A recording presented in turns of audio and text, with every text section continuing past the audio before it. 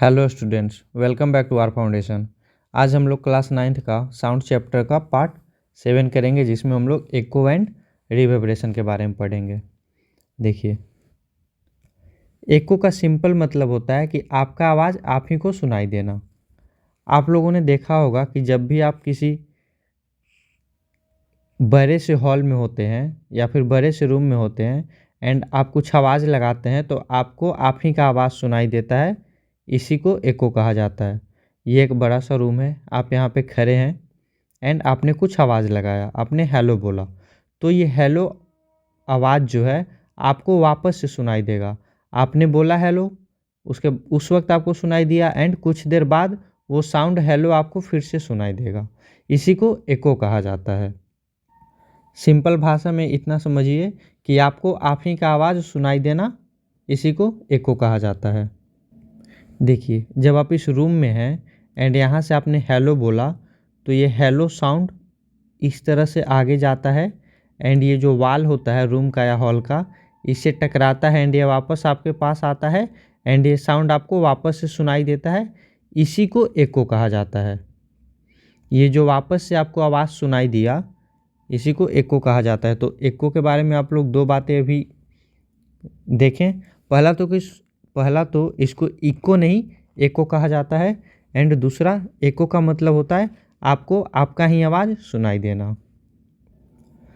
अभी हमने बात करा कि जब आप एक बड़े से हॉल में होते हैं या बड़े से रूम में होते हैं तब आपको आपका एको सुनाई देता है। तो यहाँ पे ये रूम का बड़ा होना क्यों ज़रूरी है? छोटे से रूम में इको क्यों नहीं सुनाई देता? तो इस बात को समझने से पहले आपको एक बात समझना होगा कि जब भी आप दो वर्ड सुनते हैं, दो अलग अलग वर्ड सुनते हैं, जैसे इको के केस में क्या हुआ, पहले तो आपने हेलो बोला, उसके बाद ये वापस हेलो वर्ड वाल से टकरा करके आपके पास आया, तो ये जो सेकेंड टाइम जो आपने सुना वो था इको। सेकेंड टाइम जो हेलो आपने सुना वो था इको। तो एक तो आपने बोलते वक्त सुना एंड दूसरा जब वो साउंड टकरा करके वापस आपके पास आया तब सुना। तो ये जो दो साउंड आपने सुना पहले बोलते वक्त एंड दोबारा जब वो वापस लौट करके आया वो साउंड, वो दोनों को सुनने के बीच में कम से कम 1/10 सेकेंड का इंटरवल होना चाहिए। देखिए, मैं ये कह रहा हूँ कि ह्यूमन ईयर जो होता है दो साउंड को सेपरेटली तभी सुन पाता है जब दोनों साउंड के बीच में 1/10 सेकेंड का डिफरेंस हो, मतलब कि 0.1 सेकेंड का डिफरेंस हो। First sound and second sound दोनों के बीच में 0.1 सेकेंड का डिफरेंस रहेगा, तभी first sound and second sound को अलग अलग ह्यूमन ईयर सुन पाता है।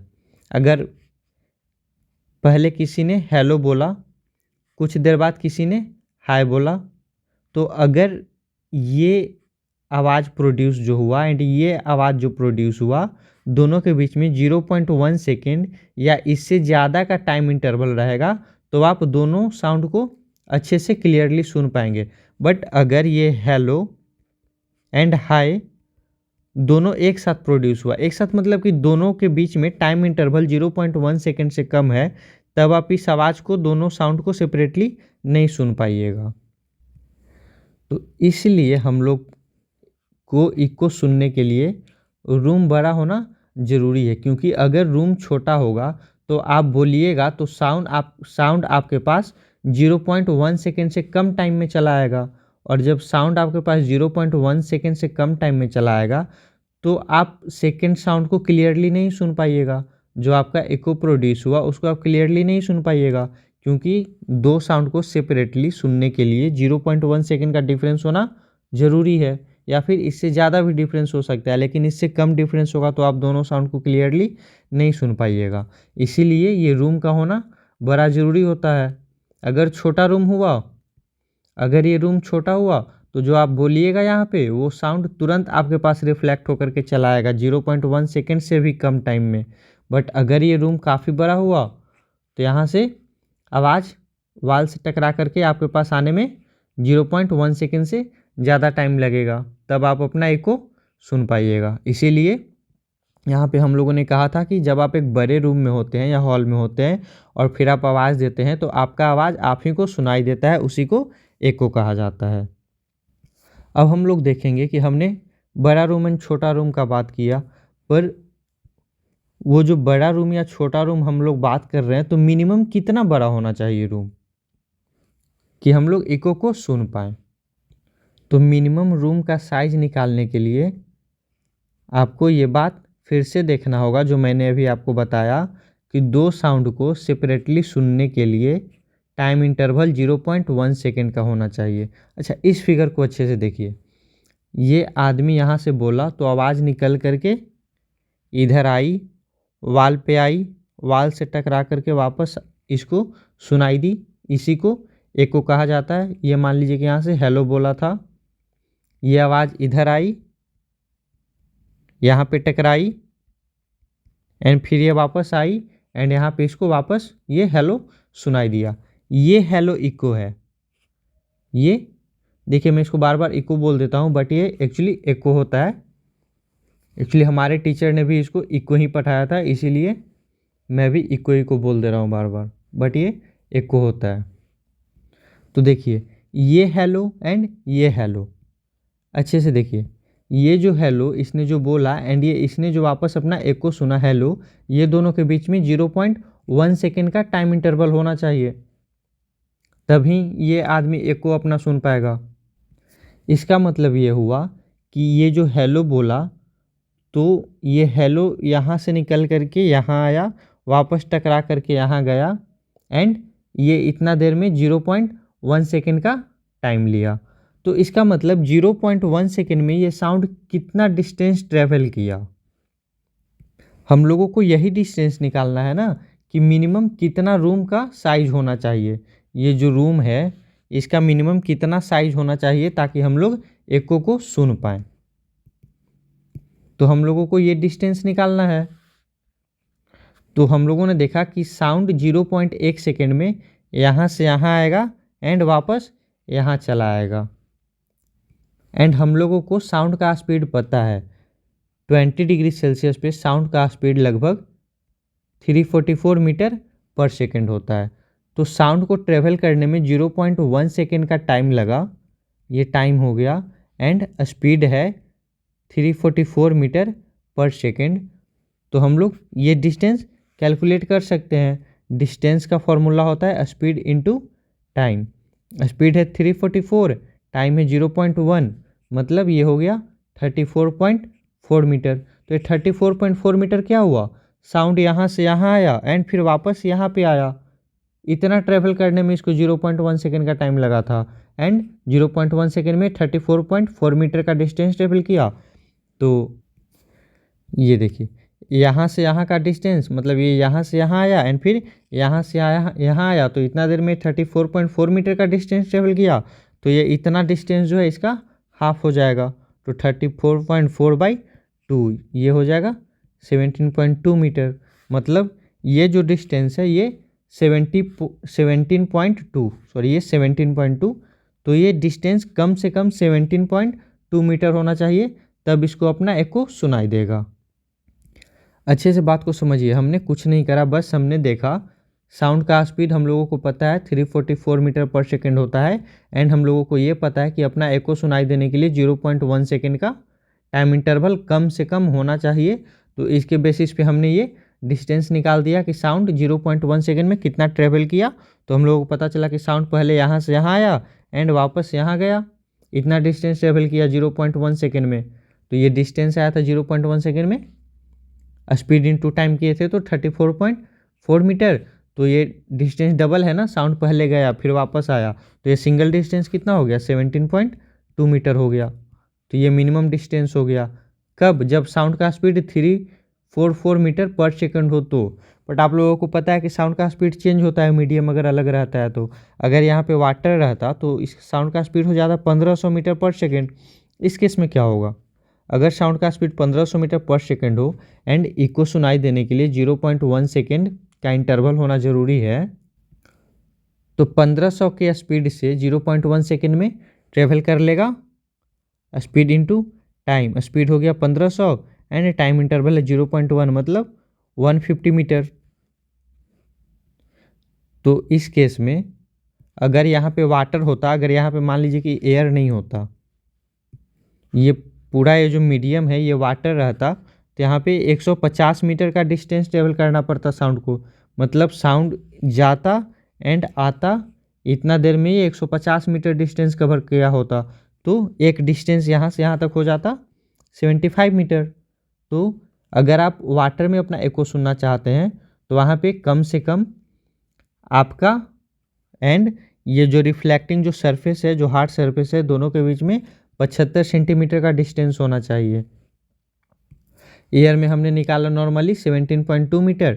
अगर मान लीजिए कि टेम्परेचर, ये तो मैंने 20 डिग्री सेल्सियस पे निकाला था, अगर मान लीजिए कि टेम्परेचर 20 डिग्री नहीं 25 डिग्री है, तो हम लोग जानते हैं कि जैसे ही टेम्परेचर बढ़ता है उसी तरह साउंड का स्पीड भी बढ़ जाता है। तो उस केस में साउंड का स्पीड क्या होगा, बढ़ जाएगा। एंड साउंड का स्पीड जैसे ही बढ़ेगा वैसे ही ये डिस्टेंस जो है बढ़ता चला जाएगा। जैसे देखिए साउंड का स्पीड 344 मीटर पर सेकेंड था, तो यहाँ पे आया था 17.2 मीटर का। एंड जब हमने साउंड का स्पीड 1500 मीटर वाटर में रखा, 1500 मीटर पर सेकेंड, तो इस केस में आया 75 मीटर का मिनिमम डिस्टेंस।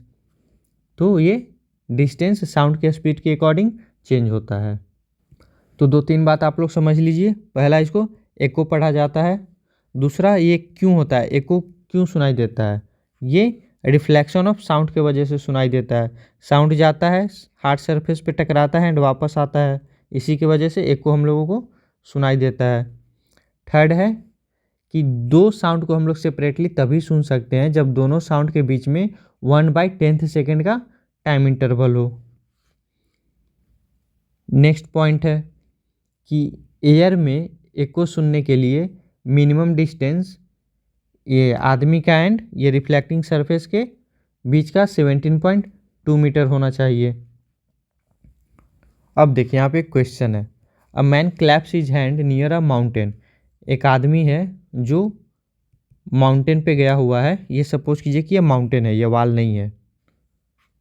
एक माउंटेन पे गया हुआ है एंड वहाँ पे जाकर के अपने हैंड को क्लैप कर रहा है, तो उसका अपना एको 4 सेकेंड में सुनाई देता है। मतलब ये आदमी यहाँ से जो हैंड क्लैप किया तो इसका क्लैपिंग साउंड इधर गया, ये माउंटेन से टकराया एंड वापस आया, एंड इतना में 4 सेकेंड का टाइम ले लिया। मतलब 2 सेकेंड जाने में लिया होगा एंड 2 सेकेंड आने में लिया होगा। If the speed of sound under this condition भी 330 मीटर पर सेकेंड, यहाँ पे देखिए साउंड का स्पीड दिया हुआ है 330 मीटर पर सेकेंड का। Calculate the distance of the mountain from the man. अब इस केस में आपको बताना है कि माउंटेन का मैन से कितना डिस्टेंस है। ये आदमी यहाँ से क्लैप किया, 4 सेकेंड बाद अपना इको सुना, मतलब 2 सेकेंड साउंड को पहाड़ तक जाने में लगा होगा माउंटेन तक, एंड माउंटेन से वापस टकरा करके आने में 2 सेकेंड का लगा होगा। साउंड का स्पीड है 330 मीटर पर सेकेंड। तो इस आदमी का माउंटेन से डिस्टेंस बताइए। देखिए साउंड को यहाँ से यहाँ आने में 2 सेकेंड का टाइम लगा, यही इसका डिस्टेंस है। 2 सेकेंड में जो साउंड ट्रेवल किया वही डिस्टेंस हो जाएगा इसका। ये जो 2 सेकेंड में साउंड यहाँ से यहाँ पहुँचा यही डिस्टेंस बताएगा। एंड साउंड का स्पीड आपको पता है 330 मीटर पर सेकेंड। तो 1 सेकेंड में अगर 330 जा रहा है तो 2 सेकेंड में ये 660 मीटर कवर कर लेगा डिस्टेंस। तो ये हो गया इस मैन का इस माउंटेन से डिस्टेंस। नेक्स्ट है रिवर्बरेशन। देखिए रिवर्बरेशन भी इको ही होता है, यहाँ पे मल्टीपल इको आपको सुनाई देता है एक साथ। अगर आप ये किसी बड़े से रूम में हैं, हॉल में हैं, एंड यहाँ से आपने हेलो का आवाज़ लगाया, तो ये हेलो आपका इस डायरेक्शन में गया, इस डायरेक्शन में भी गया हेलो। साउंड हर डायरेक्शन में एक्सपेंड करता है ना, इस डायरेक्शन में भी गया, एंड हर जगह से आपको आपका इको सुनाई दिया, हर जगह से साउंड रिफ्लेक्ट होकर के आपके पास वापस आ रहा है। तो ऐसे केस में आप मल्टीपल इको सुनते हैं। एंड ये सारे इको जो आपको सुनाई देता है, ये सब के बीच में साउंड का, ये सब के बीच में टाइम का इंटरवल बहुत सारे केस में 0.1 से कम हो जाता है। मतलब आपको अपने आवाज़ का मल्टीपल इको सुनाई देता है, वो भी बहुत कम टाइम इंटरवल में। तो ऐसा लगता है कि आपने जो बोला वो आवाज़ यहीं पे परसिस्ट कर रहा है, मतलब वो आवाज़ ख़त्म हो ही नहीं रहा है, कुछ देर के लिए। जैसे आप कुछ भी बोलते हैं, जैसे आपने हेलो बोला तो ये साउंड तुरंत ख़त्म हो जाता है, बट ऐसे केस में जब आप हेलो बोलते हैं तो ये हर तरफ से टकरा करके आपको हेलो हेलो हेलो इस तरह से सुनाई देता है। तो आपको लगता है कि ये जो साउंड है वो परसिस्ट कर रहा है। देखिए, the persistence of sound in a big hall due to repeated reflection from the wall. देखिए, रिपीटेड रिफ्लेक्शन होता है from the wall, ceiling, floor, floor से भी रिफ्लेक्शन होता है, सीलिंग से होता है, एंड चारों तरफ वॉल से भी रिफ्लेक्शन हो रहा है। ऐसे में मल्टीपल एको आपको सुनाई देता है। इसी को रिवर्बरेशन कहा जाता है। देखिए, वैसे तो जब रिवर्बरेशन बहुत ज़्यादा होने लगता है तो साउंड जो है वो ब्लर हो जाता है, आपको क्लियर समझ ही नहीं आएगा कि क्या बोला जा रहा है। सपोज कीजिए ये एक हॉल है एंड यहाँ पे कोई स्पीकर है जो कुछ बोल रहा है एंड आप यहाँ पे बैठे हुए हैं, ऑडियंस है, लिसनर है। तो ये अगर कुछ बोलेगा तो इसका आवाज़ अगर रिवर्बरेट करेगा बहुत बार तो एंड वो साउंड जो रिवर्बरेट कर रहा है उसके बीच में अगर टाइम इंटरवल 0.1 सेकेंड से कम होगा तो आपको पता ही नहीं चल पाएगा कि ये क्या बोल रहा है। ये कंटिन्यू बोलता जाएगा एंड इसका सारा वर्ड यहाँ से टकरा करके वापस से रिवर्बरेट करता रहेगा, तो आपको समझ ही नहीं आएगा कि ये क्या बोल रहा है। इसीलिए ये आवाज़ जो है वो ब्लर हो जाता है। ब्लर इमेज आप लोग देखे हैं, जो इमेज क्लियरली नज़र नहीं आता उसको ब्लर इमेज कहा जाता है। तो इसी तरह से ये आवाज़ अगर क्लियरली नहीं सुनाई देता है तो इसको ब्लर साउंड कहा जाता है। बट कभी कभी रिवर्बरेशन अच्छा लगता है। जब सिंगर सिंग करता है तो बहुत सारा ऐसा एडवांस माइक आ गया है जो कि आवाज़ को रिवर्बरेट करा देता है, जिसके वजह से म्यूजिक सुनने में अच्छा लगता है। बट वहाँ पे बहुत कम टाइम में रिवर्बरेशन होता है, लिमिटेड होता है। वहाँ पे रिवर्बरेशन को लिमिटेड किया हुआ होता है ताकि आवाज़ सुनने में अच्छा लगे, ब्लर ना हो। आप बड़े हॉल में या सिनेमा घरों में देखे होंगे कि वॉल पे एंड सीलिंग पे कारपेट लगा हुआ होता है। ये इसलिए लगा होता है ताकि जब साउंड प्रोड्यूस हो तो ये साउंड ज़्यादा रिवर्बरेट ना करे। ये कर्टन, ये जो कारपेट होता है या कर्टन जो लगा होता है वो साउंड एब्जॉर्बर का काम करता है, वो साउंड को रिफ्लेक्ट नहीं करता। मैंने आपको बताया था कि सॉफ्ट सरफेस से साउंड टकरा करके रिफ्लेक्ट नहीं करता है, बहुत लेस अमाउंट में उस केस में रिफ्लेक्शन होता है। हार्ड सरफेस से रिफ्लेक्शन ज़्यादा होता है। तो ये कारपेट या फिर कर्टेन साउंड को एब्जॉर्ब करने के लिए लगाया होता है ताकि रिवर्बरेशन कम हो एंड आवाज़ क्लियरली सुनाई दे। तो ये था एको एंड रिवर्बरेशन। आप लोगों को अच्छे से समझ में आ गया होगा। नेक्स्ट वीडियो में हम लोग अल्ट्रासाउंड एंड सोनार ये सब के बारे में बात करेंगे। इस चैप्टर का PDF डिस्क्रिप्शन में दिया गया टेलीग्राम चैनल पे मिल जाएगा। आप लोग वीडियो को लाइक कीजिए, शेयर कीजिए एंड चैनल को सब्सक्राइब कीजिए। Thank you.